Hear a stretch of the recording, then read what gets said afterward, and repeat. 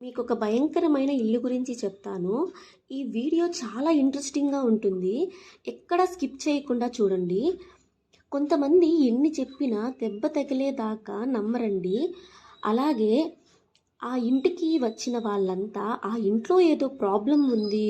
Please ఆ ఇల్లు మాత్రం వద్దు.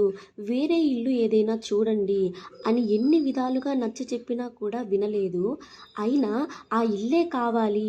మాకు ఈ ఇల్లు బాగా నచ్చింది. ఇంత తక్కువలో మాకు ఇల్లు దొరకడం చాలా ఎక్కువ అని వాళ్ళు ఆ ఇంటికి వచ్చాక 5 సంవత్సరాల పాటు ఆ ఇంట్లోనే ఎన్నో ఇబ్బందులు పడవలసి వచ్చింది. ఎన్ని ప్రాబ్లమ్స్ వచ్చినా ఆ ఇల్లు మారాలని ఎంత ప్రయత్నించినా అవ్వలేదు. అసలు ఆ ఇంట్లో ఏముంది? వాళ్ళు ఎందుకు అన్ని ఇబ్బందులు పడుతున్నారు?